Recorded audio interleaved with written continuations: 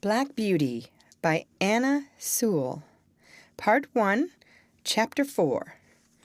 Birtwick Park. At this time, I used to stand in the stable, and my coat was brushed every day till it shone like a rook's wing. It was early in May, when there came a man from Squire Gordon's, who took me away to the hall. My master said, "Good-bye, darky, be a good horse, and always do your best." I could not say good-bye, so I put my nose into his hand. He patted me kindly, and I left my first home. As I lived some years with Squire Gordon, I may as well tell something about the place.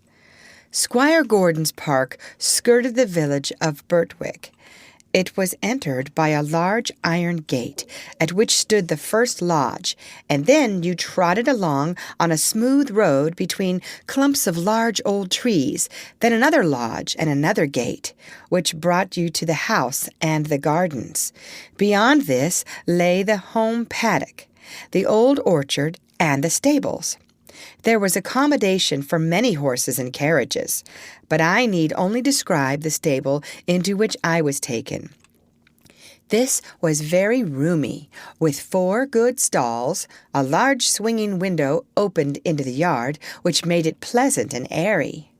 The first stall was a large square one, shut in behind with a wooden gate. The others were common stalls. Good stalls, but not nearly so large. It had a low rack for hay and a low manger for corn. It was called a loose box because the horse that was put into it was not tied up, but left loose to do as he liked. It is a great thing to have a loose box. Into this fine box the groom put me. It was clean, sweet, and airy. I never was in a better box than that, and the sides were not so high but that I could see all that went on through the iron rails that were at the top. He gave me some very nice oats. He patted me, spoke kindly, and then went away. When I had eaten my corn, I looked round. In the stall next to mine stood a little fat gray pony with a thick mane and tail, a very pretty head, and a pert little nose. I put my head up to the iron rails at the top of my box and said, "How do you do? What is your name?" He turned round as fast as his halter would allow, held up his head, and said, "My name is Merrylegs. I am very handsome. I carry the young ladies on my back, and sometimes I take our mistress out in the low chair. They think a great deal of me, and so does James. Are you going to live next door to me in the box?" I said, "Yes."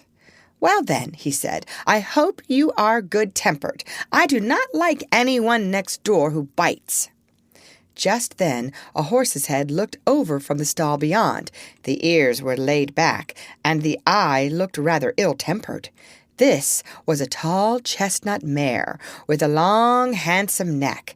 She looked across to me and said, "So, it is you who have turned me out of my box. It is a very strange thing for a colt like you to come and turn a lady out of her own home." "I beg your pardon," I said. "I have turned no one out. The man who brought me put me here, and I had nothing to do with it. And as to my being a colt, I am turned 4 years old, and am a grown-up horse. I never had words yet with horse or mare, and it is my wish to live at peace." "Well," she said, "we shall see. Of course, I do not want to have words with a young thing like you." I said no more. In the afternoon, when she went out, Merrylegs told me all about it. "The thing is this," said Merrylegs. "Ginger has a bad habit of biting and snapping. That is why they call her Ginger. And when she was in the loose box, she used to snap very much. One day she bit James in the arm and made it bleed. And so Miss Flora and Miss Jessie, who are very fond of me, were afraid to come into the stable. They used to bring me nice things to eat, an apple or a carrot or a piece of bread, But after Ginger stood in that box, they dared not come, and I missed them very much. I hope they will now come again, if you do not bite or snap." I told him I never bit anything but grass, hay, and corn, and could not think what pleasure Ginger found it. "Well, I don't think she does find pleasure," says Merrylegs. "It is just a bad habit. She says no one was ever kind to her, and why should she not bite? Of course, it is a very bad habit, but I am sure if all she says be true, she must have been very ill used before she came here. John does all he can to please her, and James does all he can, and our master never uses a whip if a horse acts right, so I think she might be good-tempered here. You see," he said, with a wise look, "I am 12 years old. I know a great deal, and I can tell you there is not a better place for a horse all round the country than this. John is the best groom that ever was. He has been here 14 years, and you never saw such a kind boy as James is.